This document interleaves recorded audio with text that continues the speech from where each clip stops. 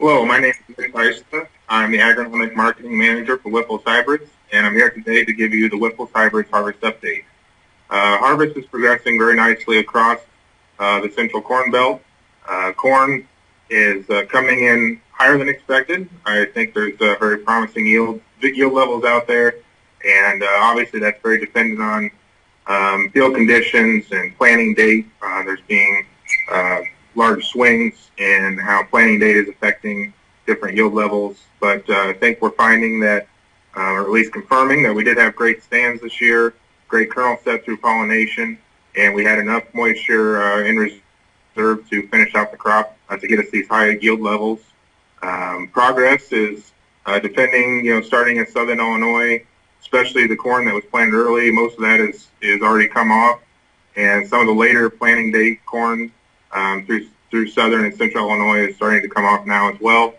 The I-80 in Illinois and Iowa is also starting corn harvest. Many areas there have been working on soybeans as well in the last couple of weeks, and as they start to finish soybeans, they'll move back into corn to finish off some of the later planted and later maturing hybrids.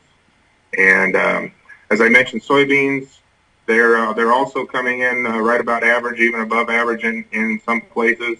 And I would say that soybean harvest is farther along just because the last couple of weeks we've seen a lot of producers switching from corn, going to soybeans, finishing those up while the moisture is right. And then once they finish up soybeans, they're going to go back to corn.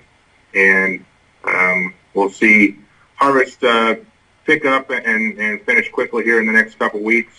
Obviously, as we've had some weather events go through the last week or so, with some rain, and we're also starting to see cold and even freezing temperatures in some areas, so that will put a stop to any corn that was still not yet to black layer. But I think majority of our corn that we had out there did reach black layer, and also majority of the soybeans were able to reach physiological maturity, and so I don't think we'll see a huge detriment from any freeze that we see at this point going forward.